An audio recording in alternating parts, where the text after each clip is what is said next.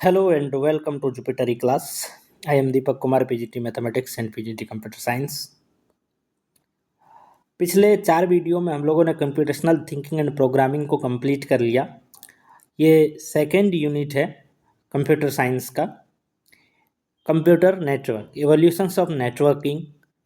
इसको हम लोग पढ़ने वाले हैं। आज के एक वीडियो में हम लोग इसके दोनों चैप्टर को कंप्लीट करेंगे। यहाँ से 10 मार्क्स के क्वेश्चंस आपको मिलते हैं बोर्ड एग्जाम में, तो काफ़ी इंपॉर्टेंट चैप्टर है।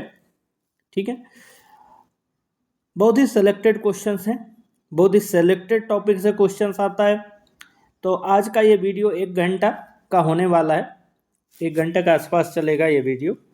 काफ़ी इंपॉर्टेंट है, सारे के सारे टॉपिक जो इम्पोर्टेंट है उसको मैंने ज़्यादा डिटेल में लिया है, और जो टॉपिक से कम क्वेश्चंस पूछे गए हैं पिछले कुछ सालों में उस पर मैंने थोड़ा कम फोकस किया है। तो काफ़ी इम्पोर्टेंट है, बहुत अच्छी तरह से आप लोगों के लिए नोट्स भी तैयार किया गया है। तो एक बार ज़रूर इस पूरे के पूरे वीडियो को देखें, समझे कंप्यूटर नेटवर्क को क्या होता है। तो चलिए स्टार्ट करते हैं कंप्यूटर नेटवर्क से। सबसे पहले इंट्रोडक्शन कंप्यूटर नेटवर्क का। एक computer network connects device to share resource and information. क्या मतलब है इस लाइन का? कंप्यूटर नेटवर्क का मतलब होता है 2 या 2 से अधिक डिवाइस, ठीक है, कंप्यूटिंग डिवाइस को आपस में कनेक्ट करे, इस तरह से कनेक्ट करे कि वो रिसोर्स को शेयर कर सके और इन्फॉर्मेशन को शेयर कर सके। तो हम लोग बोलेंगे कि नेटवर्क बन रहा है, कंप्यूटर नेटवर्क बन रहा है। ठीक है, ये computer network connects devices to share resources and information. ठीक है, तो कंप्यूटर नेटवर्क क्रिएट करने का जो ऑब्जेक्टिव है वो यही है, रिसोर्स को शेयर करना, इंफॉर्मेशन को शेयर करना। Second point, facilitates communication, collaboration and data sharing. इस दोनों के बाद का पॉइंट है, आपस में कम्युनिकेट करेगा, कोलैबोरेट करेगा और डेटा शेयर करेगा। ठीक है, कंप्यूटर नेटवर्क जरूरी है बिजनेस के फील्ड में, एजुकेशन, पर्सनल कम्युनिकेशन। ठीक है, इस सब के लिए कंप्यूटर नेटवर्क काफ़ी इम्पोर्टेंट है। बिना नेटवर्क किए अगर एक सिंगल कंप्यूटर होगा तो हम सिर्फ वही काम कर सकते हैं जो सॉफ्टवेयर इंस्टॉल है उस सिस्टम के अंदर। कंप्यूटर नेटवर्क का सिंपल सा आप एग्जांपल लेके चले कि इंटरनेट भी एक कंप्यूटर नेटवर्क है। अब आप सोच लीजिए बिना इंटरनेट का कंप्यूटर कैसा होने वाला है। ठीक है, तो ये जो चैप्टर है वो यही है, इवोल्यूशन ऑफ नेटवर्क, नेटवर्किंग कैसे बनी, स्टार्ट कहाँ से हुआ और कैसे बनता गया, वो सारी चीज़ें इस चैप्टर में आने वाला है। तो आई थिंक कंप्यूटर नेटवर्क का डेफिनेशन समझ में आया। Computer network connect devices to share resources and information, facilitates communication, collaboration and data sharing. जो फर्स्ट नेटवर्क का जब कंसेप्ट आया, जब लोगों ने सोचा, साइंटिस्ट ने इसके बारे में सोचा कि नेटवर्क क्या होगा, और पहला नेटवर्क मार्केट के अंदर आया तो उसका नाम था ARPANET। उस नेटवर्क का नाम था ARPANET। फर्स्ट नेटवर्क है जो कि, ठीक है, तो ARPANET फुल फॉर्म याद रखेंगे। कई बार ऑब्जेक्टिव क्वेश्चंस में ये पूछा जाता है कि advanced research project agency network, ये ARPANET का फुल फॉर्म है। इसको यूएस डिपार्टमेंट ऑफ डिफेंस ने 1960 में डेवलप किया था। ठीक है, ये पहला नेटवर्क था जो पैकेट स्विचिंग टेक्नोलॉजी को इम्प्लीमेंट करके बनाया गया था, मतलब जिसमें पैकेट स्विचिंग टेक्नोलॉजी यूज होता है। अभी पैकेट स्विचिंग टेक्नोलॉजी क्या होता है इसको हम लोग 2-4 मिनट बाद पढ़ने वाले हैं। ठीक है, तो आप लोग ध्यान रखेंगे, ARPANET फर्स्ट नेटवर्क था जिसमें पैकेट स्विचिंग टेक्नोलॉजी का यूज हुआ था। ठीक है, कनेक्टेड मल्टीपल रिसर्च इंस्टीट्यूशन। अब ये जो ARPANET था ये आम लोगों के लिए नहीं था, ये यूएस के अंदर बहुत सारे रिसर्च इंस्टीट्यूट थे, उसको आपस में कनेक्ट करने के लिए बनाया गया था। ठीक है, तो अभी का जो हम लोग इंटरनेट देखते हैं इससे ये काफ़ी अलग था, क्योंकि ARPANET जो था ये आम लोगों के लिए अवेलेबल नहीं था, ये सिर्फ रिसर्च इंस्टीट्यूट को आपस में कनेक्ट करने के लिए बनाया गया था। 3-4 पॉइंट ARPANET के ऊपर। पहले तो ARPANET का मतलब है advance research project agency network. इसको लेट 1960 में यूएस डिपार्टमेंट ऑफ डिफेंस ने डेवलप किया था, और फर्स्ट नेटवर्क था ये जो पैकेट स्विचिंग टेक्नोलॉजी को यूज करता था। ठीक है, और इसको बनाने का ऑब्जेक्टिव था कि मल्टीपल रिसर्च इंस्टीट्यूशन को आपस में कनेक्ट किया जा सके। इसके बाद जो दूसरा नेटवर्क था जो ARPANET के बाद आया 1980s में आया, उसका नाम था NSF-NET। NSF-NET national science foundation network, national science foundation network.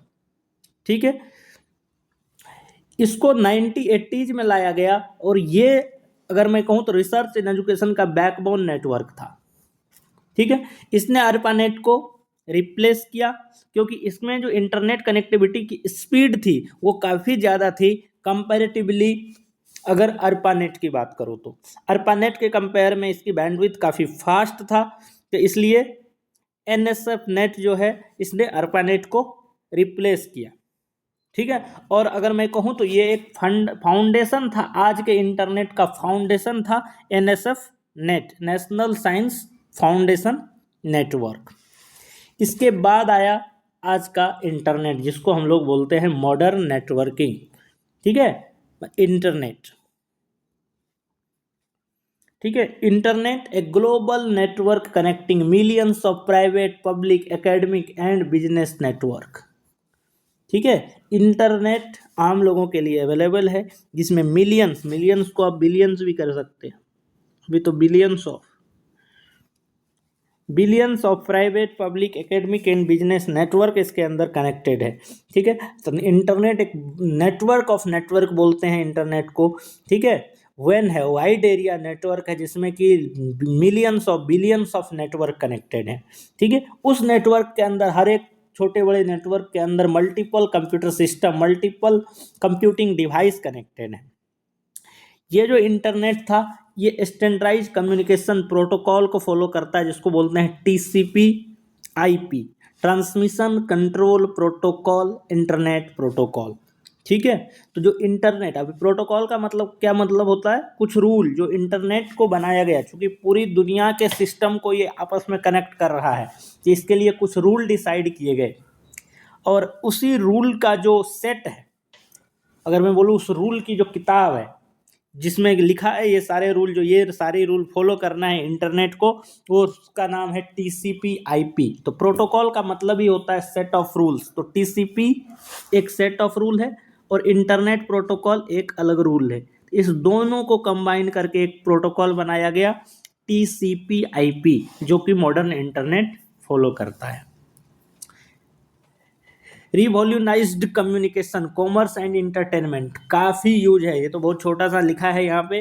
अगर मैं बोलूँ कॉमर्स मतलब बिजनेस के फील्ड में, इंटरटेनमेंट के फील्ड में, एजुकेशन के फील्ड में, रिसर्च के फील्ड में, हर जगह इंटरनेट का यूज होता है। इंटरनेट का क्या यूज है, क्या यूटिलिटी है, वो बताने की ज़रूरत नहीं है। अब आते हैं डेटा कम्युनिकेशन टर्मिनोलॉजी। अब नेटवर्क में हमने पढ़ा कि बहुत सारे सिस्टम, बहुत सारे कंप्यूटर्स एक दूसरे से कनेक्ट रहेगा, चाहे वो छोटा नेटवर्क हो, बड़ा नेटवर्क हो। तो इसमें कुछ टर्मिनोलॉजीज हैं नेटवर्क के अंदर जो हमें पता होना चाहिए।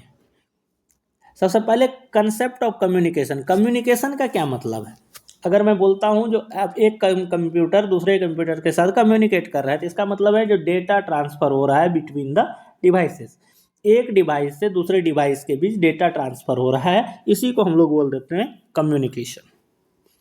अब जब डेटा ट्रांसफ़र होगा तो मान लो एक कंप्यूटर ये C1 है और एक कंप्यूटर C2 है, यहाँ से यहाँ डेटा ट्रांसफ़र हो रहा है। तो जो ये वाला है जो ट्रांसफ़र कर रहा है डेटा, उसको बोल देते हैं अपन सेंडर, और जो डेटा रिसीव कर रहा है वो हो जाएगा रिसीवर। ठीक है, जो डेटा ट्रांसफर हो रहा है इसी डेटा को बोल देते हैं मैसेज। ठीक है, तो जो कंप्यूटर सिस्टम या जो डिवाइस डेटा ट्रांसफर कर रहा है उसको बोलेंगे सेंडर, जो उस डेटा को रिसीव कर रहा है वो होगा रिसीवर, और जो डेटा ट्रांसफर हो रहा है उसको बोलेंगे मैसेज। अब आता है कम्युनिकेशन मीडिया। अब डेटा ट्रांसफ़र कैसे होगा? तो डेटा ट्रांसफ़र करने के लिए कुछ पाथ होगा बीच में, कुछ मीडियम होगा बीच में, उसको बोलेंगे कम्युनिकेशन मीडिया। अब जब डेटा ट्रांसफ़र होता है तो उसके कुछ रूल्स होते हैं, इस रूल को फॉलो करना पड़ता है। अब जैसे बहुत सारे रूल्स बने हुए हैं, ठीक है। तो अब जैसे अगर मैं बोलूँ यूट्यूब पे मैं एक वीडियो अपलोड कर रहा हूँ तो इसके रूल्स हैं, पहले वहाँ पे अकाउंट क्रिएट करना पड़ेगा। अब अकाउंट क्रिएट करने के कुछ रूल्स हैं, ठीक है। उसके बाद वीडियो रिकॉर्ड करो, उसमें अपलोड करो, वहाँ पे देखा जाएगा कॉपीराइट फ्री होना चाहिए, कहीं और से कंटेंट कॉपी तो नहीं किया गया है, ये सारी चीज़ें चेक होगी। तो कहने का मतलब जब डेटा ट्रांसफ़र होगा एक कंप्यूटर से दूसरे कंप्यूटर में तो वो भी कुछ रूल को फॉलो करेगा। There are some rules that is followed by the system, और इसी रूल के सेट को हम लोग बोल देते हैं प्रोटोकॉल्स, ठीक है। अब measuring capacity, bandwidth, data transfer rate. अब जब डेटा ट्रांसफ़र हो रहा है तो रेट क्या है, क्या ये बहुत ज़्यादा टाइम ले रहा है डेटा ट्रांसफ़र होने में या कम टाइम ले रहा है। दूसरी चीज़, डेटा एक्यूरेट जो भेजा जा रहा है वही रिसीव हो रहा है कि नहीं, बीच में डेटा करप्ट तो नहीं हो रहा है, ये सारी चीज़ें भी होगी। तो इसको बोलेंगे बैंडविड्थ और डेटा ट्रांसफ़र रेट। लास्ट है स्विचिंग टेक्निक। स्विचिंग टेक्निक क्या है, जब कम्युनिकेशन हो रहा है तो डेटा ट्रांसफ़र कैसे हो रहा है, डेटा ट्रांसफ़र होने का मेथोडोलॉजी क्या है, ठीक है, उसको बोलते हैं switching technique. Transmission of data कैसे हो रहा है, दोनों के बीच में मेथड क्या है, किस रास्ते से डेटा जा रहा है और कैसे जा रहा है, इस सब को बोलते हैं स्विचिंग टेक्निक। तो आई थिंक सारी टर्मिनोलॉजी आपको क्लियर हो गया होगा। सेंडर क्या है, रिसीवर क्या है, message, communication media, protocols, measuring capacity और स्विचिंग टेक्निक, ठीक है। डेटा सेंड करने वाला सेंडर, डेटा रिसीव करने वाला रिसीवर, डेटा को मैसेज बोलते हैं। कम्युनिकेशन मीडिया, वायर्ड जा रहा है डेटा कि वायरलेस जा रहा है डेटा, वायर्ड में भी जा रहा है तो किस तरह का वायर है, वायरलेस में जा रहा है तो कौन सी वेव है, कौन सा जो कि डेटा को ले जा रहा है, ये सारे आएंगे कम्युनिकेशन मीडिया में। प्रोटोकॉल में आएगा रूल्स, वो सारे जो कि डिवाइस को फॉलो करना होगा अगर नेटवर्क में रहना है तो। मेजरिंग कैपेसिटी, डेटा ट्रांसफ़र किस स्पीड से हो रहा है, कितना टाइम ले रहा है, इस सब को मेजर करना कहलाएगा मेजरिंग कैपेसिटी। और स्विचिंग टेक्निक होगा कि डेटा किस मेथोडोलॉजी से, किस टेक्नोलॉजी से एक जगह से दूसरे जगह पे ट्रांसफ़र हो रहा है, तो उसको बोलेंगे स्विचिंग टेक्निक। चलिए अब स्विचिंग टेक्निक को मैं और आपको बता दूं तो दो टाइप की स्विचिंग टेक्निक होती है, एक होता है सर्किट स्विचिंग और एक होता है पैकेट स्विचिंग। मैं यहीं आपको बता देता हूं। तो जो स्विचिंग टेक्निक है एक्चुअली ये होता है दो टाइप का, एक होता है सर्किट स्विचिंग,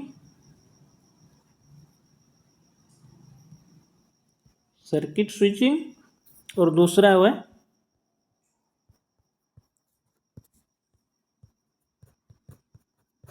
पैकेट स्विचिंग। अब ये पैकेट स्विचिंग को सबसे पहले जो नेटवर्क यूज किया था उसका नाम था ARPANET, इसको याद रखेंगे आप। अब देखो सर्किट स्विचिंग में क्या होता है, एक डेडिकेटेड पाथ होता है सेंडर और रिसीवर के बीच। अगर मैं इसको, एक सेंडर है हमारा और एक रिसीवर है, तो इसके बीच में एक डेडिकेटेड पाथ बनेगा, ठीक है। मतलब ये वाला रास्ता है, ये अब कोई दूसरा तब तक ये रास्ता डेडिकेट रहेगा, तब तक ये रास्ता ब्रेक नहीं हो सकता जब तक कि डेटा फ्लो होना बंद ना हो जाए। ये डेटा फ्लो होते रहेगा और तब तक फ्लो होगा डेटा जब तक कि कंप्लीट, या तो डेटा फ्लो हो जाए कंप्लीट, या रिसीवर बोल दे कि अभी हो गया इतना ही डेटा है, या सेंडर का डेटा खत्म हो जाए, ठीक है। बीच में ये पाथ कभी भी ब्रेक नहीं होगा। तो डेडिकेटेड पाथ होता है सर्किट स्विचिंग के अंदर, डेडिकेटेड पाथ होता है। अब डेडिकेटेड पाथ होने के सबसे पहला फायदा क्या है, जो गारंटीड रहता है कि जो डेटा आ रहा है ये सही है डेटा, मतलब जो करप्टेड डेटा नहीं है, दूसरा डेटा इसको इंटरप्ट नहीं कर रहा है, क्योंकि ये पाथ सिर्फ इसी डेटा के लिए है जो ये सेंडर भेजेगा, सेंडर 1 भेजेगा और रिसीवर 1 इसको रिसीव करेगा, ये पाथ सिर्फ इनके लिए है। बीच में कोई और डेटा नहीं आएगा, किसी और सेंडर का डेटा नहीं आएगा, ना ही किसी और रिसीवर बीच में रिसीव करने की कोशिश करेगा, इसलिए इसको बोलते हैं डेडिकेटेड पाथ होता है सर्किट स्विचिंग के बीच। लेकिन इसके कुछ प्रॉब्लम भी है, जो बैंडविड्थ का इफिशिएंटली यूज नहीं कर पाते हैं हम। जैसे अगर मान लो मैं यहाँ की बैंडविड्थ मान लेता हूँ मैं 100 या ट्रांसफ़र रेट इस नेटवर्क का 100 MB पर सेकेंड का है, लेकिन जो सेंडर का स्पीड है भेजने का वो सिर्फ 30 MB पर सेकेंड का चल रहा है। लेकिन ये पाथ तो हमने डेडिकेट कर दिया इस सेंडर और रिसीवर को, तो हम जो बैंडविड्थ बचा हुआ बैंडविड्थ है उसका प्रॉपर यूटिलाइजेशन नहीं कर पाते हैं, तो इसको बोलते हैं सर्किट स्विचिंग टेक्निक। अब दूसरा है पैकेट स्विचिंग। सेंडर 1 है, रिसीवर 1 है, इधर मैं सेंडर 2 रिसीवर 2 बना देता हूँ, सेंडर 3 है, रिसीवर 3 है। अब क्या कह रहा है, सेंडर ने डेटा भेजा, पैकेट के फॉर्म में ब्रेक हुआ, इसने भी ये भेजा डेटा, इसने भी ये डेटा कुछ डेटा सेंड किया। अब ये जो डेटा है ये देख लेगा जो कौन सा पाथ फ्री है, अगर ये वाला पाथ फ्री है तो यहाँ से पहुँचा देगा डेटा को। जरूरी नहीं है कि हमेशा यही पाथ फॉलो करेगा, ये जो भी पाथ फ्री मिल रहा है, ये पाथ मिल रहा है फ्री, यहाँ पे पहुँचा देगा डेटा को। तो जिसमें भी उसको लगेगा कि लेस नंबर ऑफ ट्रैफिक है, यहाँ पे ट्रैफिक कम है, ये रास्ता खाली है, वहाँ से उस पैकेट को रिसीवर के पास पहुँचा देगा। ये होता है पैकेट स्विचिंग। तो बेसिकली जो सर्किट स्विचिंग तब होता है जब अपने को डेडिकेटेड रियल टाइम कम्युनिकेशन की ज़रूरत पड़ती है, जैसे कि वॉइस कॉलिंग, वीडियो कॉन्फ्रेंसिंग, इसमें रियल टाइम डेटा की ज़रूरत पड़ती है। इस जगह पे हम लोग सर्किट स्विचिंग का काम करते हैं।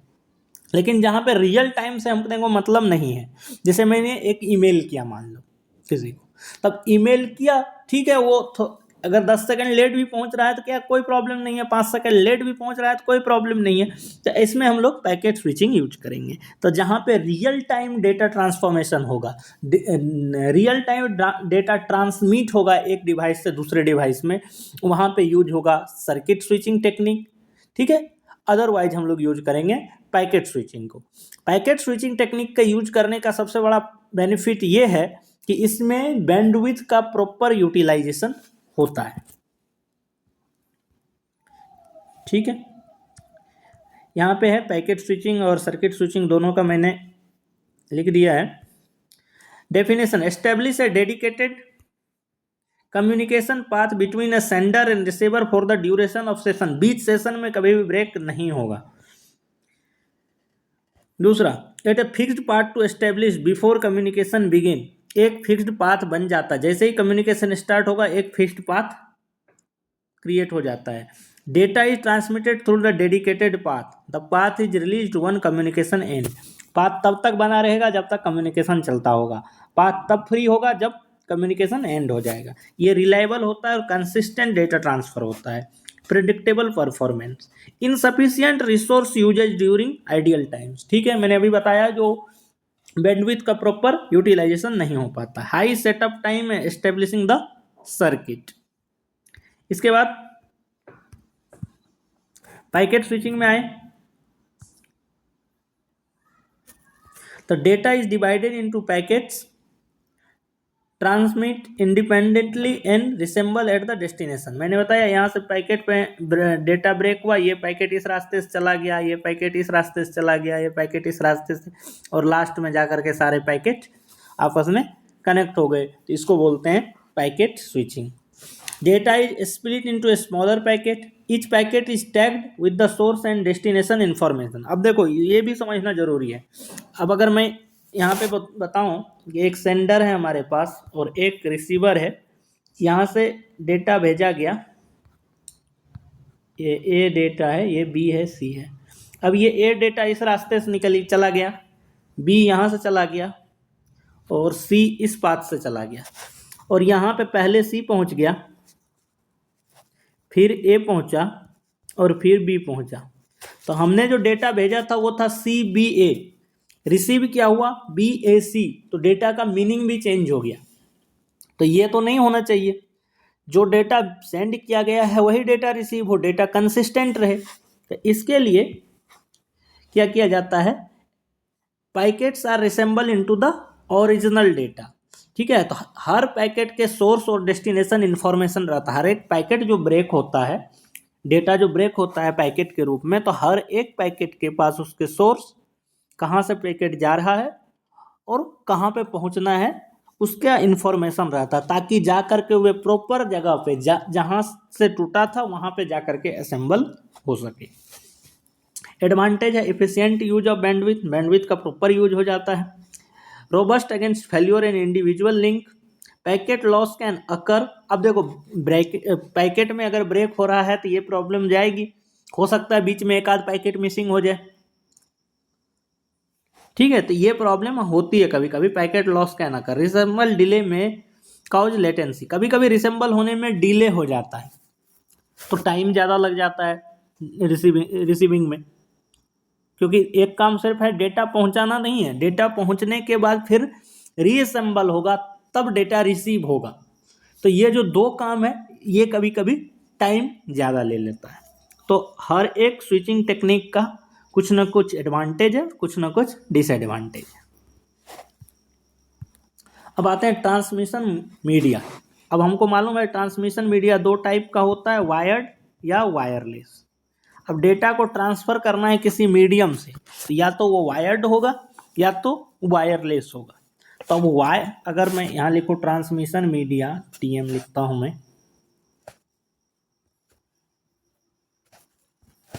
ट्रांसमिशन मीडिया, तो दो पार्ट बनेंगे इसके, एक तो वायर्ड और दूसरा वायरलेस। वायर्ड के अंदर भी तीन आएगा, एक तो है ट्विस्टेड पेयर,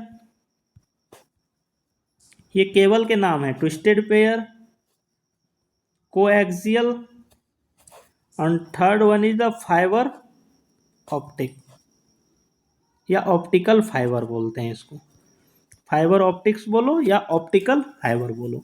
इसी तरह वायरलेस के अंदर भी तीन है, रेडियो वेव, इंफ्रारेड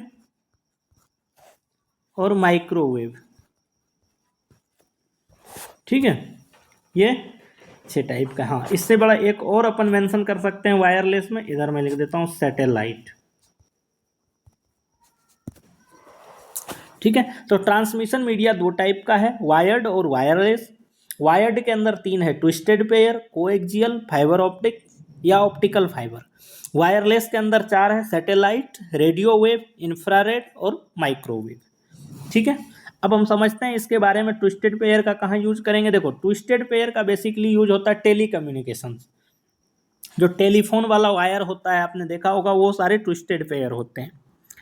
कोएक्सियल का काम होता है टेलीविजन्स के, टीवी के, आपने अगर उसमें ऑडियो केबल, वीडियो केबल वगैरह देखा होगा तो उस सारे कोएक्सियल टाइप के होते हैं।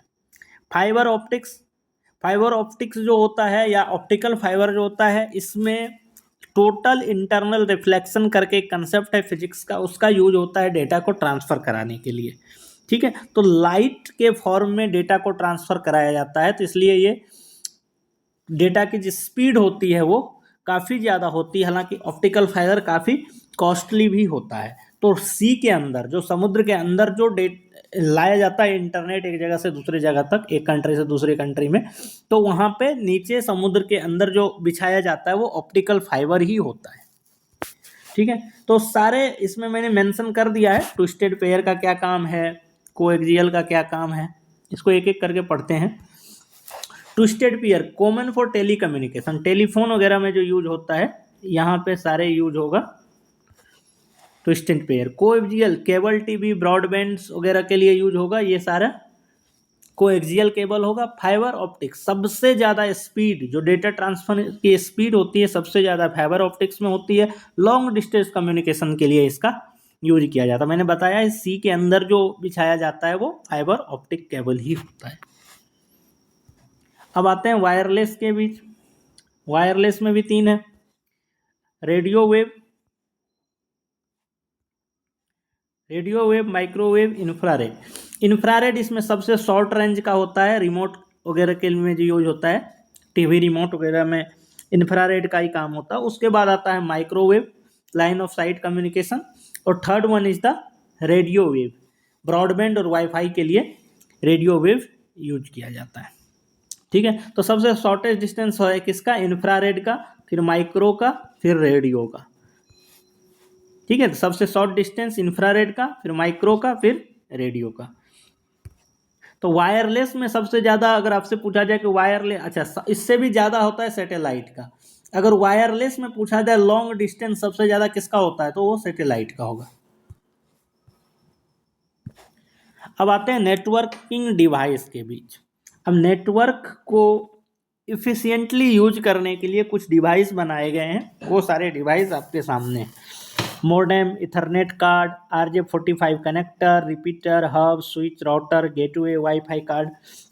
ठीक है, एक एक को जल्दी जल्दी अपन समझते हैं क्या होता है। Modem, modulation, demodulation. मॉडेम का पहले मतलब समझते हैं क्या होता है। इसका मतलब है मॉड्यूलेशन, डीमॉड्यूलेशन। मॉड्यूलेशन, डीमॉड्यूलेशन, ठीक है। It convert digital signal to analog and vice versa. Digital को एनालॉग में कन्वर्ट करता है और एनालॉग को डिजिटल में कन्वर्ट करता है। अब देखो ये होता क्या है, सिग्नल एनालॉग डिजिटल, उसको मैं समझाता हूँ। सिग्नल जो है एक वेव है, तो अब वेव में ऐसे चलता है वेव कंटिन्यूअस, तो इसको बोला जाता है एनालॉग। अब इसको मॉडेम लगा के हम लोग क्या करते हैं, ब्रेक कर देते हैं 0 और 1 में, इस तरह से।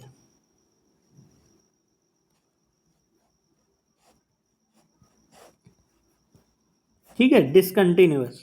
तो ये बन रहा है अपना डिजिटल सिग्नल। तो हम जो कंप्यूटर यूज करते हैं ये एक्चुअली डिजिटल कंप्यूटर है, ये डिजिटल वेब पर काम करता है, इसलिए इसको नीचे वाले पार्ट को बोला जाता है 0, ऊपर वाले को 1, नीचे वाले को 0, ऊपर वाले पार्ट को 1, 0 1। इसलिए हम बोलते हैं ये बाइनरी लैंग्वेज यूज करता है, 0 और 1। ठीक है, तो एनालॉग सिग्नल को डिजिटल में कन्वर्ट करता है और डिजिटल सिग्नल को एनालॉग में कन्वर्ट करता है। ये काम कौन करता है, मॉडेम। मॉडेम का काम होता है एनालॉग सिग्नल को डिजिटल में कन्वर्ट करना, डिजिटल सिग्नल में एनालॉग में कन्वर्ट करना। इसके बाद इथरनेट कार्ड। अब इथरनेट कार्ड का क्या सिंपल यूज है, ये क्या करता है, आपके नेटवर्क को आप यूज कर सके, इंटरनेट को आप यूज कर सके अपने कंप्यूटर के अंदर में, इसको इनेबल कौन करेगा, इथरनेट कार्ड। ठीक है, RJ45 कनेक्टर होता है, ये RJ45 कनेक्टर होता है इथरनेट केबल का। लैन केबल में आपने देखा होगा RJ45 करके कनेक्टर होता है, ये कनेक्टर है जो कि इथरनेट केबल में को कनेक्ट करने के लिए यूज किया जाता है। Repeater, boost signal strength. अब क्या होता है, जब सिग्नल एक लॉन्ग डिस्टेंस ट्रेवल करता है तो उसकी स्ट्रेंथ कम हो जाती है। जैसे अगर मान लो ऐसे ऐसे चल रहा है सिग्नल, अब धीरे धीरे ये कम होते जाएगा। तो अब जब यह बहुत कम हो जाएगा तो यहाँ पे क्या किया जाएगा, रिपीटर लगा के फिर से इसके स्ट्रेंथ को बड़ा कर दिया जाएगा। मैं यहाँ बताता हूँ, ये सिग्नल है, मान लो जा रहा है, अब ये ऐसे ऐसे कम होते गया, अब यहाँ आकर के बहुत ही कम हो गया। तो यहाँ पे हम लोग क्या करेंगे, रिपीटर लगा देंगे, और रिपीटर जैसे ही लगाए तो सिग्नल का स्ट्रेंथ फिर से बढ़ जाएगा और फिर से सिग्नल चलने लगेगा। फिर जहाँ पे देखें कि बहुत कम हो गया सिग्नल का स्ट्रेंथ, फिर से यहाँ पे एक रिपीटर लगा और फिर से सिग्नल का स्ट्रेंथ यहाँ से इंक्रीज करा देंगे। तो जब लॉन्ग डिस्टेंस में नेटवर्क रखा जाता है, चाहे वो मैन हो या वैन हो, इस तरह के लॉन्ग डिस्टेंस के लिए नेटवर्क होता है, तो बीच बीच में रिपीटर लगाना पड़ता है ताकि जो सिग्नल का स्ट्रेंथ है वो बना रहे, सिग्नल का स्ट्रेंथ कम ना हो।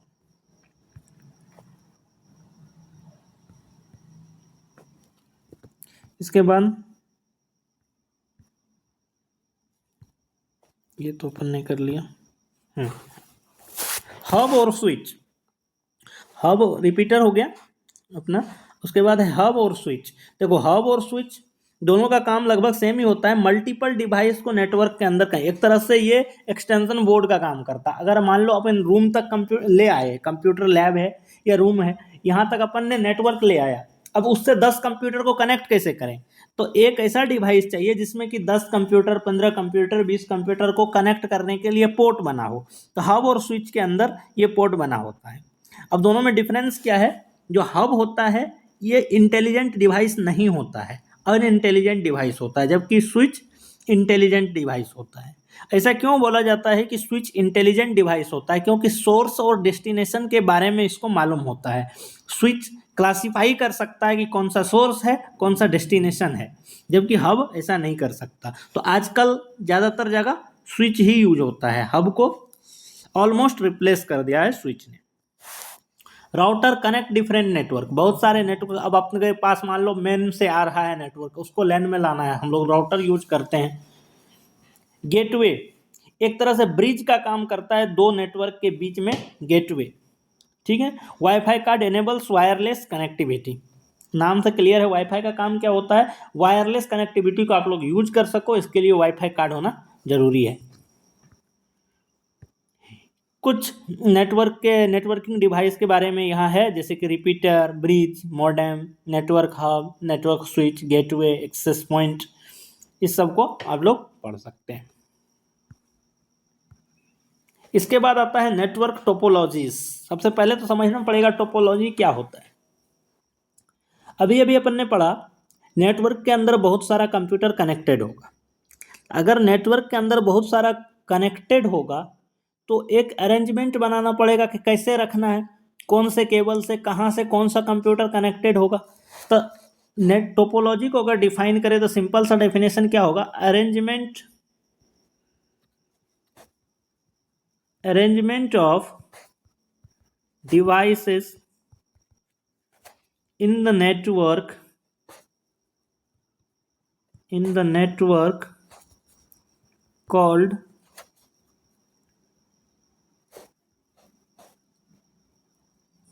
टोपोलॉजीज, ठीक है। नेटवर्क के अंदर डिवाइस का अरेंजमेंट क्या है, किस मैनर में रखा गया है डिवाइस को, उसको बोला जाएगा टोपोलॉजी। बहुत सारे टाइप का टोपोलॉजी है, मैंने यहाँ पे 3-4 टोपोलॉजी को कवर किया, हालांकि 3 ही मेन है जो आपके सिलेबस में है, बस टोपोलॉजी, स्टार टोपोलॉजी और ट्री टोपोलॉजी। बस टोपोलॉजी क्या होता है, एक सिंगल वायर है, इसके अंदर कंप्यूटर को कनेक्ट कर दिया गया, इसको बोला जाएगा बस टोपोलॉजी। एक सिंगल वायर के बीच एक single backbone connects all device, ठीक है। यहाँ में डायग्राम भी है, जैसे देखो बस टोपोलॉजी में क्या है, एक मेन वायर है और इसी से कंप्यूटर को कनेक्ट कर दिया गया है। ये एक मेन वायर है, इसी से एक कंप्यूटर C1 कनेक्ट है, C2 कनेक्ट है, C3 कनेक्ट है, C4 कनेक्ट है। तो बहुत सारे कंप्यूटर एक सिंगल बैकबोन वायर से कनेक्टेड है, तो ऐसे टोपोलॉजी को बोलते हैं बस टोपोलॉजी, ठीक है। तब बस टोपोलॉजी बहुत ही सिंपल टोपोलॉजी है, लेकिन इसमें प्रॉब्लम ये है कि अगर बैकबोन वायर में कुछ हो जाए तो पूरा का पूरा नेटवर्क आपका खत्म हो जाएगा, ठीक है। तो हर एक जो टोपोलॉजी है इसके कुछ ना कुछ एडवांटेजेज हैं और कुछ ना कुछ डिसएडवांटेज हैं, उसको भी हम लोग समझेंगे। पहले एक एक टोपोलॉजी को अपन समझ लेते हैं। तो पहले तो बस टोपोलॉजी हो गया। दूसरा जो टोपोलॉजी है रिंग टोपोलॉजी, रिंग के शेप में, रिंग के शेप में, जैसे कंप्यूटर 1 कनेक्टेड है कंप्यूटर 2 से, कंप्यूटर 2 कंप्यूटर 3 से, कंप्यूटर 3 कंप्यूटर 4 से, C1 C2 C3 C4, तो ये एक रिंग के शेप में बन रहा है, तो इसको अपन क्या बोल देंगे, रिंग टोपोलॉजी।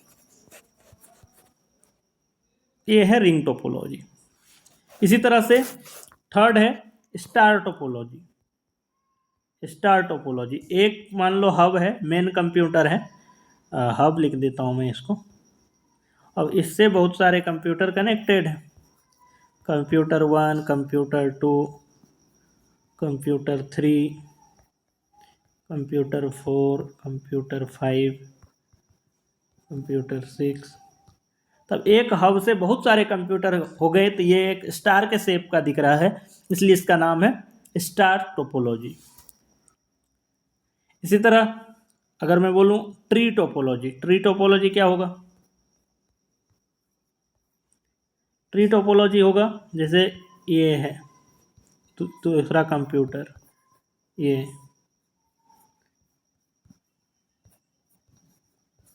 एक हिरारिकल पाथ फॉलो करेगा, ये एक ट्री का शेप दिख रहा है, कंप्यूटर 1 उससे कनेक्टेड कंप्यूटर 2 कंप्यूटर 3, इससे कंप्यूटर 4 कंप्यूटर 5 कंप्यूटर 6 कंप्यूटर 7, ठीक है। तो एक शेप हमने बना लिया ट्री का शेप का, इसको बोलते हैं हिरारिकल टोपोलॉजी या फिर ट्री टोपोलॉजी। इसके बाद और कुछ मेश टोपोलॉजी बचता है, चलिए उसको भी कर लेते हैं अपन। मेश टोपोलॉजी में क्या होगा, सारे, जैसे एक कंप्यूटर 1 ले लेता हूँ, कंप्यूटर 2 कंप्यूटर 3, कंप्यूटर 4, ये सारे एक दूसरे से कनेक्टेड होंगे। जैसे C1 इससे भी कनेक्टेड है, इससे भी कनेक्टेड है और इससे भी कनेक्टेड है। इसी तरह C2 यहाँ से तो कनेक्टेड है ही, ये इससे भी कनेक्ट हो जाएगा, इससे भी कनेक्ट हो जाएगा। C4 C1 से कनेक्टेड है, C2 से कनेक्टेड, इससे भी कनेक्ट हो जाएगा। तो सारे कंप्यूटर एक दूसरे से कनेक्टेड है, डायरेक्टली कनेक्टेड है। अगर आप देखेंगे ध्यान से तो इसको बोलते हैं मेश टोपोलॉजी।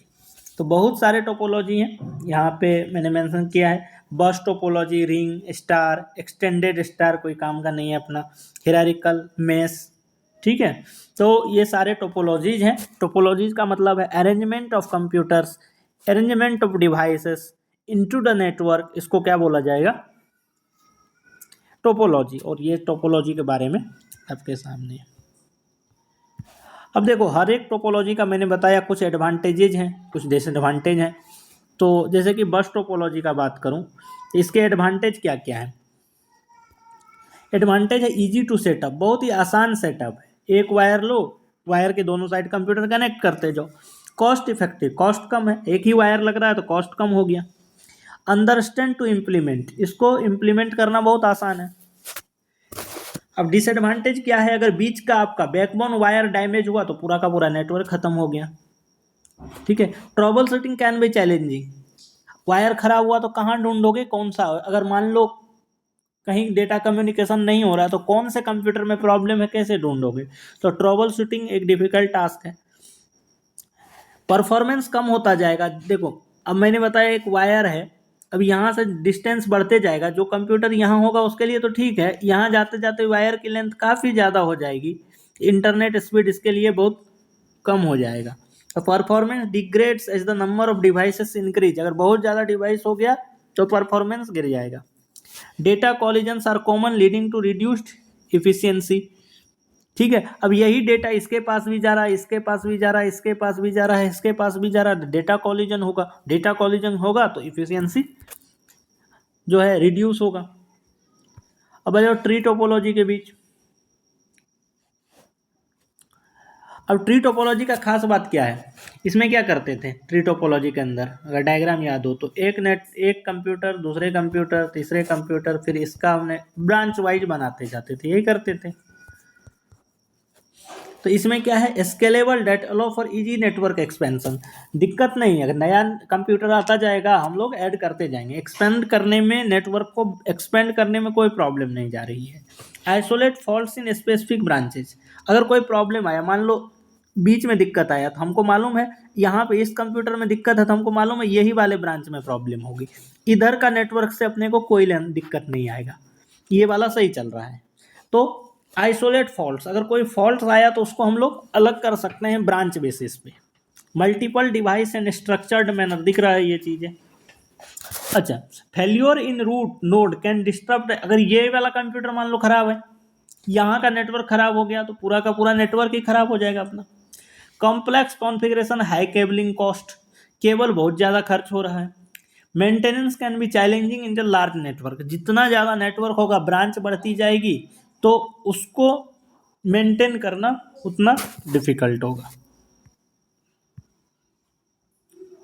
ठीक है। इसके बाद का टॉपिक है नेटवर्क के टाइप। तो देखो डिस्टेंस के बेसिस पे कौन सा नेटवर्क कितना बड़ा है, इसके बेसिस पे 4 कैटेगरी में बांटा गया है नेटवर्क को। पहला तो पर्सनल एरिया नेटवर्क, छोटा वाईफाई ब्लूटूथ वाला नेटवर्क जो है personal area network, device around a person. Local area network, device with in the building, छोटा नेटवर्क है, एक बिल्डिंग, 2 बिल्डिंग, 4 बिल्डिंग, इससे ज़्यादा इसका रेंज नहीं है। Metropolitan area, city wide network, एक बड़ी सिटी की बात हो रही है। Wide area network, global scale network, इसको अपन इंटरनेट बोल सकते हैं। इंटरनेट अगर पूछे क्या है, इस चारों में से इंटरनेट कौन सा है, तो वैन है। इंटरनेट एक वाइड एरिया नेटवर्क है। तो अगर मैं बात करूँ 2 या 2 से अधिक बड़ी सिटी की बात आएगी तो वैन वाइड एरिया नेटवर्क, एक सिटी की बात आएगी तो मेट्रोपॉलिटन एरिया नेटवर्क, एक बिल्डिंग 2 बिल्डिंग की बात आएगी तो लोकल एरिया नेटवर्क, एक रूम की बात आया, एक पर्सन का बात आया तो हम लोग पर्सनल एरिया नेटवर्क। ये चारों समझ में आया आपको। इसके बाद वेब सर्विसेज में कुछ शॉर्ट नोट लिखने आ जाता है। ठीक है, तो आपके सिलेबस से मैंने कुछ टॉपिक निकाले हैं, जैसे कि www, HTML, XML, domain name URL, website, web browser, web server, web hosting, hosting website on server, ये सब टर्मिनोलॉजीज के ऊपर थोड़े थोड़े 2-4 लाइन के नोट्स लिखने आ जाते हैं। तो इस सब का इंट्रोडक्शन हम लोग समझते हैं क्या होता है। सबसे पहले समझते हैं www का मतलब क्या होता है, यहाँ से स्टार्ट करते हैं। www का मतलब होता है वर्ल्ड वाइड वेब। पहली बात तो www का मतलब world wide web, a system of interlinked hyper text document, a system of interlinked hyper text document accessible via the internet, enable access to multimedia content using a web browser. क्या मतलब हुआ इस line का? www का मतलब होता है जो हाइपर टेक्स्ट डॉक्यूमेंट का सिंपल सा मतलब समझिए आप, वेब पेज से मतलब है। हाइपर टेक्स्ट डॉक्यूमेंट मतलब वेब पेज है। तो बहुत सारे वेब पेज को इंटरनेट के थ्रू एक्सेसिबल बनाना या बहुत सारे वेब पेज को आपस में कनेक्ट करके रखना, ये काम किसका है? www का। तो www वर्ल्ड वाइड वेब एक ऐसा सिस्टम है जो बहुत सारे वेब पेज को, बहुत सारे वेबसाइट्स को आपस में इंटरलिंक्ड करके रखा है, जिसको इंटरनेट के थ्रू एक्सेस किया जा सके।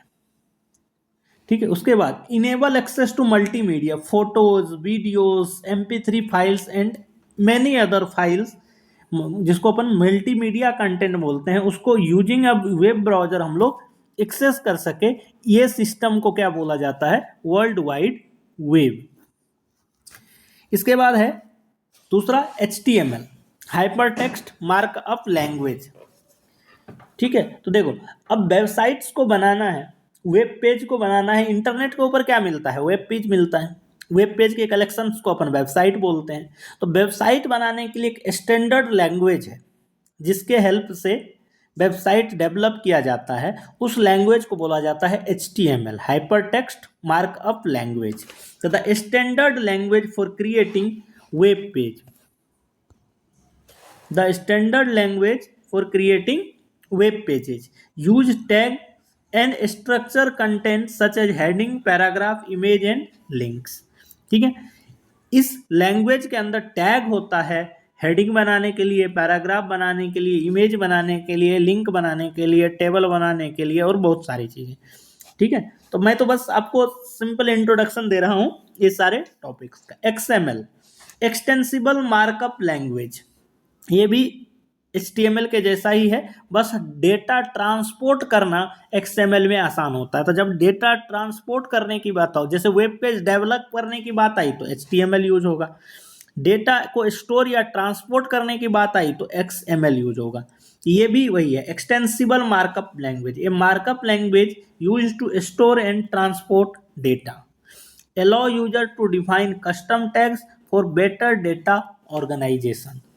ठीक है, HTML के अंदर टैग फिक्स हैं, वही टैग आपको यूज कर सकेंगे, लेकिन XML के अंदर यूजर के पास ऑथोरिटी होता है अपना टैग खुद डिजाइन करने का या डेवलप करने का। उसके बाद एक टॉपिक है domain name, human readable name of IP address.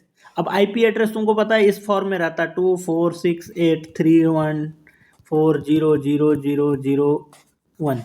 अब ये एक नंबर है जो किसी कंप्यूटर के IP एड्रेस है। अब ये इस चीज को रीड करना ह्यूमन रीडेबल फॉर्मेट में नहीं है, इसको कैसे याद रखेगा?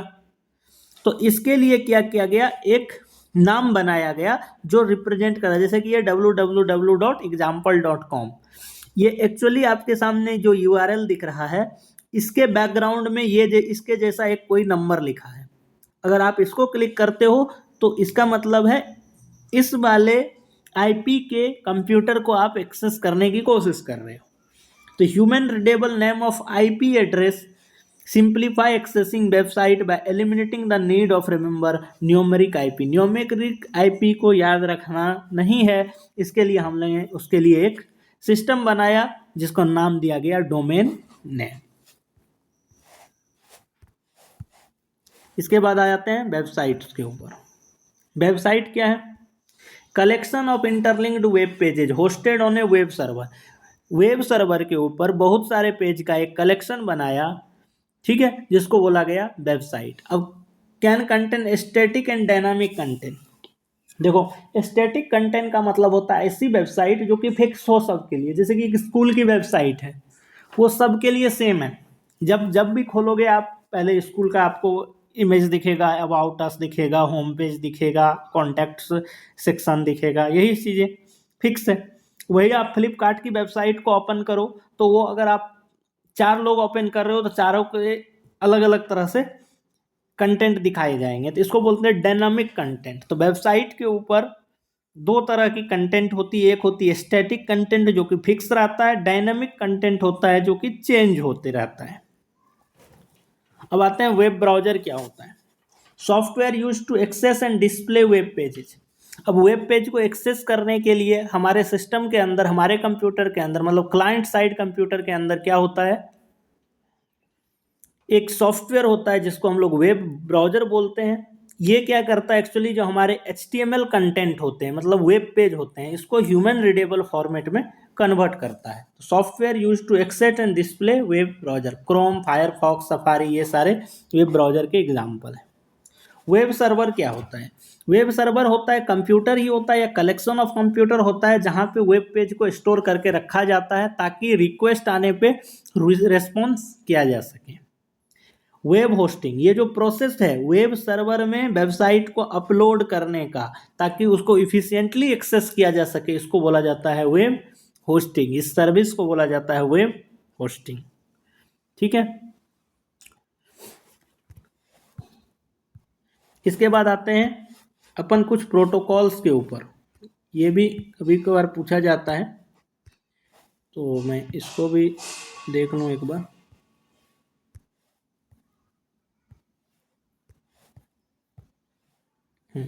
नेटवर्क्स प्रोटोकॉल, अभी मैंने प्रोटोकॉल का मतलब आपको बताया। जो प्रोटोकॉल का एक्चुअली मीनिंग होता है कुछ रूल्स बनाए गए इंटरनेट के अंदर, चूँकि बहुत सारे काम हैं, बहुत सारे फंक्शंस हैं इंटरनेट के, तो उसके लिए कुछ रूल बनाए गए कि इस फंक्शंस में जाना है तो आपको ये रूल फॉलो करना पड़ेगा, ये काम करना है तो ये रूल फॉलो करना पड़ेगा। उसी रूल्स के कलेक्शन को बोला जाता है प्रोटोकॉल, ठीक है। तो एक एक प्रोटोकॉल को हम लोग समझते हैं। स्टार्ट करते हैं सबसे पहले हाइपर टेक्स्ट ट्रांसफ़र प्रोटोकॉल से। हालांकि इसे बहुत सारे प्रोटोकॉल हैं, सब पढ़ पाना तो मुश्किल है, तो हम लोगों ने सिलेबस के अकॉर्डिंग 1 2 3 4 5 6 7 8 ये 9 प्रोटोकॉल आपके सामने है। इसके बारे में आप लोग जरूर जान लें किसका क्या फंक्शन होता है, बस इतना सा। Hyper text transfer protocol, file transfer protocol, point to point protocol, simple mail transfer protocol, transmission control protocol, internet protocol, post office protocol, secure HTTP, remote login और वॉइस ओवर इंटरनेट प्रोटोकॉल। चलिए एक एक का function मैं आपको समझाता हूँ। पहले HTTP के बारे में समझते हैं। HTTP stateless protocol use to transferring web page. Web page को ट्रांसफर करने के लिए जो कुछ रूल बने हैं उसको बोलते हैं HTTP। इतना डिटेल में आप लोग नहीं पढ़ेंगे, बस इतना तो समझ लेंगे काफ़ी है। HTTP stateless protocol use to transferring web page, ठीक है। क्लाइंट सर्वर मॉडल पे यूज होता है। अब ये क्लाइंट सर्वर मॉडल क्या है उसको समझ लेते हैं। देखो, जब नेटवर्क होता है तो एक्चुअली दो तरह से काम करता है। इसके अंदर दो मॉडल बताए गए हैं, एक तो P2P peer to peer model, peer to peer model. तो कम्युनिकेशन के दो मॉडल हैं। पहला तो होगा पीयर टू पीयर मॉडल जिसके अंदर ये सेंडर है, मान लो ये रिसीवर है, या सेंडर रिसीवर नाम ना दे करके मैं इसका नाम A देता हूँ, इसका नाम B देता हूँ। ये एक डेटा सेंड कर रहा है, B रिसीव कर रहा है, और B सेंड कर रहा है, A रिसीव कर रहा है। तो ये बोथ साइड कम्युनिकेशन है। A eight a time sender है तो रिसीवर भी है, B सेंडर है और रिसीवर भी है, तो इसको बोलते हैं पीयर टू पीयर मॉडल या peer to peer architecture, network architecture, ठीक है। तो नेटवर्क आर्किटेक्चर दो टाइप का है। पहला तो peer to peer model of architecture जिसमें A सेंडर भी है, रिसीवर है at a time, B sender भी है और रिसीवर भी है। तो इसका मतलब है जो जितना नोड होगा, नोड का मतलब क्या है, अगर एक नेटवर्क के अंदर बहुत सारे सिस्टम लगे हुए हैं C1 C2 C3 C4, इसका मतलब है जो सभी के पास ये अथॉरिटी है कि वो डेटा ट्रांसफर भी कर सकता है। ठीक है, सभी के पास ये अथॉरिटी है कि डेटा को रिसीव भी करेगा, डेटा को सेंड भी करेगा, मतलब all are sender and all are receiver. इसको बोलते हैं पीयर टू पीयर आर्किटेक्चर। दूसरा होता है क्लाइंट सर्वर आर्किटेक्चर, जो कि इंटरनेट में हम लोग देखते हैं, क्लाइंट सर्वर आर्किटेक्चर। इसमें क्या होगा, इसमें जैसे ये सर्वर है मान लो, और बाकी सारे क्लाइंट हैं, C1 है, C2 है और C3 है। तो क्लाइंट सिर्फ रिक्वेस्ट कर सकता है, क्लाइंट सिर्फ मैं एक ही सर्वर एक ही क्लाइंट लेके बताता हूँ। मान लो ये सर्वर है और ये क्लाइंट है, तो क्लाइंट सिर्फ और सिर्फ रिक्वेस्ट करेगा कि हमको ये चाहिए। अगर इस रिक्वेस्ट के अकॉर्डिंग डेटा अवेलेबल है, मतलब वेब पेज अवेलेबल है, तो सर्वर रेस्पॉन्स करेगा। ठीक है, इसमें चेंज नहीं होगा, सर्वर हमेशा के लिए सर्वर रहेगा, क्लाइंट हमेशा के लिए क्लाइंट रहेगा। ठीक है, क्लाइंट का काम है रिक्वेस्ट करना, सर्वर का काम है रेस्पॉन्स करना। ठीक है, जैसे तुमने लिखा www.google.com, google.com, तो ये एक रिक्वेस्ट है। अब रिक्वेस्ट गया गूगल के पास www.com का अगर वेब पेज पड़ा है तो आपको एज अ रिस्पॉन्स दे देगा। अगर नहीं पड़ा है, जैसे आपने तुम लिख दिया google124.com, अब 124 नाम का कोई पेज नहीं पड़ा है, तो वो आपको रिस्पॉन्स में दे देगा एरर 404 या एरर 402, ऐसा करके एरर आपको लिख करके दे देगा जो ये अवेलेबल नहीं है ये वेब पेज।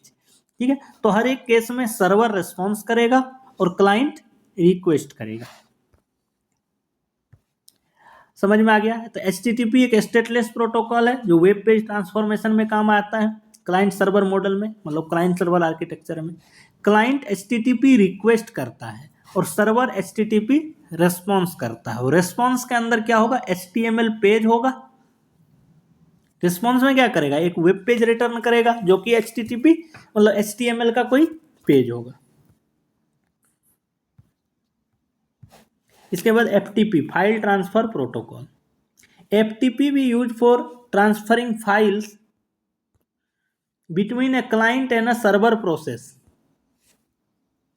अब देखो FTP क्या है, HTTP तो है ही, वेब पेज देगा, लेकिन अगर वेब पेज में कोई फाइल है, डाउनलोड करने का कोई फाइल है, इमेज फाइल है, वीडियो फाइल है, ऑडियो फाइल है, ठीक है, तो उसके लिए एक और प्रोटोकॉल फॉलो करना पड़ता है, उसको बोलते हैं फाइल ट्रांसफर प्रोटोकॉल। तो FTP used for transferring files between a client and server process. तो अगर नाम याद है, आपका फुल फॉर्म याद है, तो बहुत कुछ आसान हो जाती है इसमें। पॉइंट टू पॉइंट प्रोटोकॉल, ये क्या है, PPP, point to point protocol. अब इसको समझ लेते हैं जरा। PPP provides a standard method for transporting multi protocol data over point to point link. अब इसका मतलब समझने के लिए मैंने कुछ स्टेप्स लिखे हैं यहाँ पे। Setup the link using LCP, link control protocol, authentication, data transmission. इसका मतलब क्या होता है, अगर देखो सिक्योरिटी पर्पस के लिए कभी कभी जरूरी क्या है, जो अगर एस्टेब्लिशमेंट हुआ, जैसे मान लो बहुत सारे ऐसे एप्लीकेशन हम लोग यूज करते हैं जिसमें कि एक डिवाइस से दूसरे डिवाइस में हम लोग डेटा फिल करते हैं, या ब्लूटूथ का मैं सिंपल सा एग्जांपल लेता हूँ। तो ब्लूटूथ से एक बार एस्टेब्लिश्ड हुआ कनेक्शन, फिर ऑथेंटिकेशन आपसे पूछता है, वो आपके सामने एक मैसेज, पॉपअप मैसेज आता है, you want to connect or not, you want to pair with this device or not. अगर आप उस पर ओके करते हैं तब ऑथेंटिकेशन मिल जाता है और फिर डेटा ट्रांसमिशन स्टार्ट होता है। तो इसको बोलते हैं point to point protocol. 3 step में काम करता है, एस्टेब्लिशमेंट, ऑथेंटिकेशन और डेटा ट्रांसमिशन। पहले एस्टेब्लिश होगा कनेक्शन, फिर ऑथेंटिकेट होगा कनेक्शन और फिर डेटा ट्रांसफॉर्मेशन होगा। PPP समझ में आया? SMTP, simple mail transfer protocol. ठीक है, sender email client connect to the SMTP server, email is transmitted to the recipient SMTP server. The recipient retrieve the email using protocol POP3 या IMAP. इसका क्या मतलब हुआ? जैसे ही सेंडर एक mail को सेंड करता है तो ये कहाँ पे जाता है? मेल ट्रांसफर SMTP के सर्वर के पास जाता है। ठीक है, अब SMTP सर्वर जो है, इसको मैं अगर एक डायग्राम से आपको बताऊं, जैसे मान लो ये एक सेंडर है, ये रिसीवर है, तो ये जो मेल सेंड किया तो ये मेल डायरेक्ट रिसीवर के पास ना जाकर के एक सर्वर के पास जाएगा जिसका नाम होगा SMTP सर्वर, और यहां से SMTP जो शेयर करेगा ये जाएगा SMTP रिसीवर के SMTP सर्वर के पास। ठीक है, तो ये इसके बीच में जो प्रोटोकॉल फॉलो होता है इसको क्या बोला जाएगा? SMTP protocol.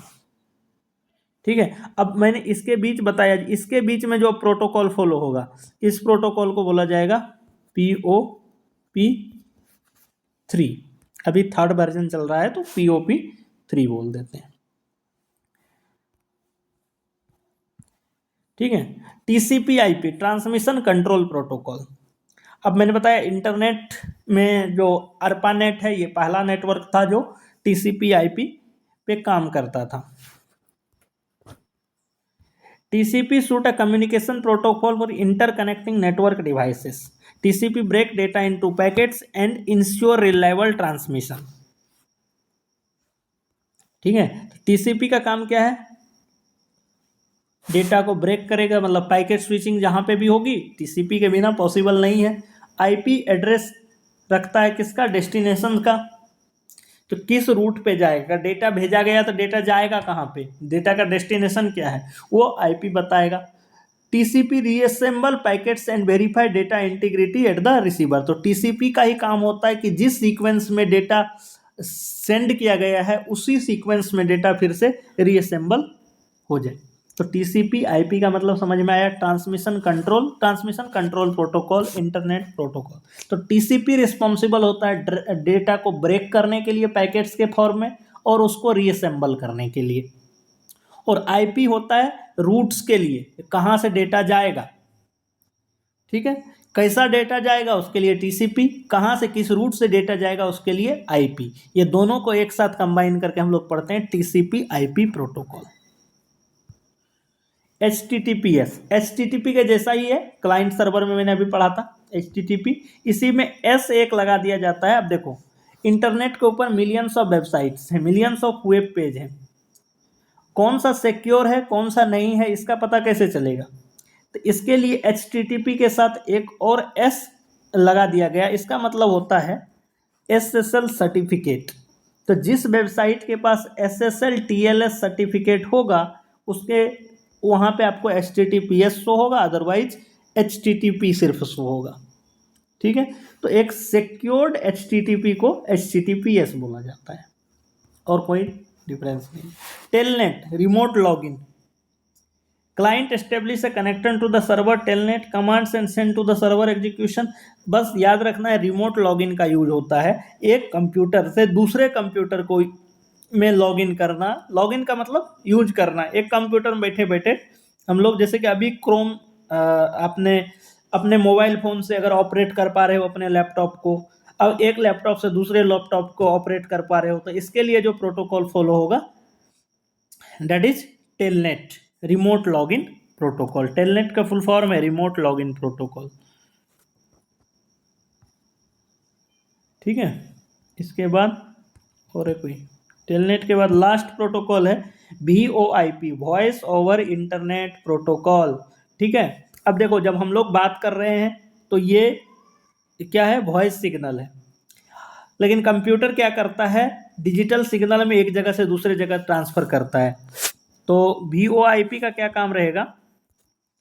तो जैसे मैं यहाँ पे बताता हूँ, कोई भी डिवाइस ले लेते हैं, मोबाइल फ़ोन ले लेते हैं, और यहाँ पे भी फ़ोन ले लेते हैं, तो हम लोग जो बोलेंगे ये वॉइस होगा, इसको कन्वर्ट करेगा डिजिटल सिग्नल में। अब ये डिजिटल, पहले देखो ऐसे आ रहा था सिग्नल, अब ये ऐसे जाएगा सिग्नल, और फिर से जब उसके फ़ोन में रिसीव होगा तो तुम्हारे कान तक आते आते उसको क्या बना दिया जाएगा, फिर से वॉइस सिग्नल में कन्वर्ट कर दिया जाएगा। जैसे हम फ़ोन पे बात करते हैं तो हम लोग जो बोलते हैं वो वॉइस सिग्नल है, जब एक मोबाइल फ़ोन से बाहर निकलती है वो तो डिजिटल सिग्नल होता है। दूसरे रिसीवर साइड के मोबाइल फ़ोन तक पहुंचते पहुंचते तक वो डिजिटल सिग्नल रहेगा, और जब फिर उसको सुनाई देगा उस टाइम में वो कन्वर्ट हो जाएगा फिर वॉइस सिग्नल में। तो यहाँ जो प्रोटोकॉल काम करता है, डिजिटल वॉइस को डिजिटल में कन्वर्ट करना, डिजिटल को वॉइस में कन्वर्ट करना, ये होता है VoIP। इसको बोलते हैं VoIP, voice over internet protocol. ठीक है, सारे प्रोटोकॉल्स के बारे में सारे के सारे टॉपिक्स जो थे हमारे सबको हमने पढ़ा, और ये 10 मार्क्स का बहुत ही इंपॉर्टेंट चैप्टर है कंप्यूटर नेटवर्क। आई थिंक आप लोग को समझ में आया होगा। तो चलिए मिलते हैं अगली वीडियो में जो कि डेटाबेस मैनेजमेंट सिस्टम होने वाला है। तब तक के लिए थैंक यू एवरीबॉडी।